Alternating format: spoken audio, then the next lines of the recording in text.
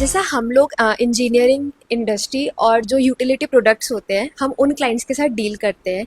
हमारा 50% client base जो है वो इन्हीं सेक्टर से रिलेटेड है। तो ये हम्म। हमेशा इजी गोइंग होता है या हमको कभी दिक्कत भी आती है, और क्या हमेशा हम इसी में क्यों डील करते हैं? Yes, so basically engineering sector एक ऐसा सेक्टर है जो बहुत सेपरेट है अदर इंडस्ट्रीज से, राइट? बिकॉज कंज्यूमर इंडस्ट्री और ड्यूरेबल गुड्स इंडस्ट्री और अदर इंडस्ट्रीज को लोग ज़्यादा फोकस करते हैं। But as a agencies and based on my personal experience which I spend a good time in engineering sector. So ये sector बहुत अलग है। इस सेक्टर्स में जो रिक्वायरमेंट है, जो एक्सपेक्टेशंस हैं, जो मार्केट है, जो यू कैन से जो बिहेवियर है इस इंडस्ट्री का, वो टोटली डिफरेंट है। तो सर आज की कहानी इसी के ऊपर है। यस, सो ये कहानी स्टार्ट करूंगा मैं basically with the example of our two clients. दोनों क्लाइंट्स एक्चुअली अगर आप देखेंगे, एक क्लाइंट महाराष्ट्र को सर्व करते थे, होल महाराष्ट्र, एंड एक क्लाइंट थे जो गोवा को सर्व करते थे। दोनों इंजीनियरिंग प्रोडक्ट में डील करते थे। और if you ask me, product दोनों के पास सेम थे। बस असली जो गेम चेंजर या जो चैलेंज बोल सकते हैं, जो सक्सेस है, वो टोटली डिपेंड हुआ ज्योग्राफी पे, right? So I will give the example. Like there is a client in Pune, okay, and they are into this product or this sector from last 30 years, more than 30 years, right? So उनके पास, everyone knows कि महाराष्ट्र जो है वो काफ़ी engineering और industrial products में काफ़ी grow करता है because of Mumbai Pune area, right? So with the client last 30 year of working and जो उनकी एक्सपर्टीज थी और जो उन्होंने आज तक जितनी भी काम किया था बड़े बड़े क्लाइंट्स के साथ, ग्रुप्स के साथ, एप्लीकेशंस में, उन्होंने एक अच्छा रेपो बना रखा था।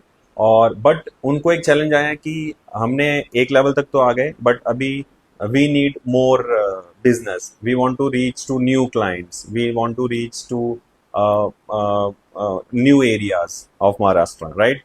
सो दे डिसाइडेड कि जो एक हम हैं, इतने साल हो गए, तो हम थोड़ा सा ब्रांड की तरफ बढ़ेंगे, अपनी विजिबिलिटी बढ़ाएंगे, और we will approach the new client, right? So उनके साथ जब हमने डिजिटल मार्केटिंग किया, जो हम लोग काफ़ी कंपनीज, इंजीनियरिंग कंपनीज को ये सॉल्यूशंस देते हैं जिसके थ्रू उनका बिजनेस काफ़ी ग्रो होता है, they get good inquiries and उनकी विजिबिलिटी काफ़ी इंक्रीज होती है। तो वहाँ पे उनके साथ बहुत अच्छा हुआ। They start getting the inquiries through their website, through the calls. So उसमें एग्जिस्टिंग क्लाइंट्स के साथ साथ न्यू क्लाइंट्स एडिशन बढ़ते गए, राइट? बिकॉज इसका रीज़न ये भी था कि वो जहाँ एरिया में बैठे थे वहाँ बहुत न्यू प्रोजेक्ट्स आते थे, और वहाँ पे रिक्वायरमेंट्स बहुत ही होती हैं, क्योंकि वो कंटिन्यूस वैसा मार्केट है जहाँ पे एक कस्टमर साइड से देखे तो उनको हमेशा एक नए वेंडर्स और नए उनकी जरूरत पड़ती है। तो there that client has played very good role. अगर वहीं पे हम देखें कि जो एक क्लाइंट्स थे उनके पास भी सेम प्रोडक्ट्स थे इंजीनियरिंग के, और मेजर जो चंग था उनका वो सेम प्रोडक्ट्स थे, बट वहाँ पे जो गोवा था as compare to whole Maharashtra, उसका जोग्राफी और जो उस मार्केट का बिहेवियर था और जो सेक्टर्स थे वो कंपेयर टू महाराष्ट्र बहुत कम थे।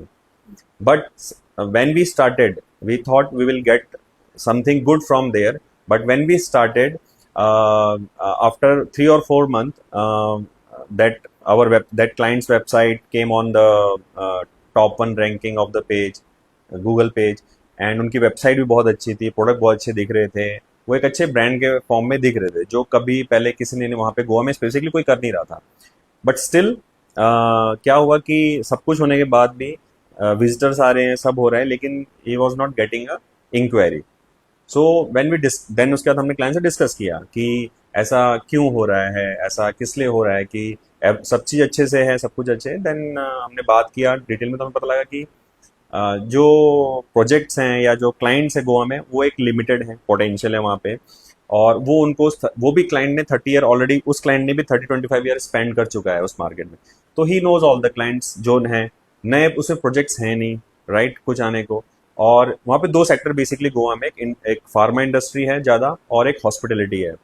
तो दोनों में उनके जो प्रेजेंस है वो ऑलरेडी स्टेब्लिश्ड है। तो ये हुआ कि नया प्रोजेक्ट जब तक नहीं आएगा या नई प्रोडक्ट की रिक्वायरमेंट या एक्सपांशन नहीं होगा, तब तक एज ए इंजीनियरिंग क्लाइंट उनके पास कोई लीड नहीं आ सकती, राइट। सो इसमें ना हमारे साइड से एज एजेंसी कोई मिस्टेक थी, ना क्लाइंट के साइड से कोई ये थी। हाँ, बट एक जरूरी चीज़ था कि क्लाइंट अगर ये पहले चीज़ क्लियर होती हमें कि ये मार्केट ही इतना है, यहाँ पे डिजिटल में प्रेजेंस बना के या करके ज़्यादा कुछ नहीं होता, तो might be we tried some another service like email marketing करते या कुछ डिफरेंट उनको ऑप्शंस देते। बट ठीक है, सो end of the day that we discontinued with the Goa client and happily, okay, and we continued with the that Maharashtra client.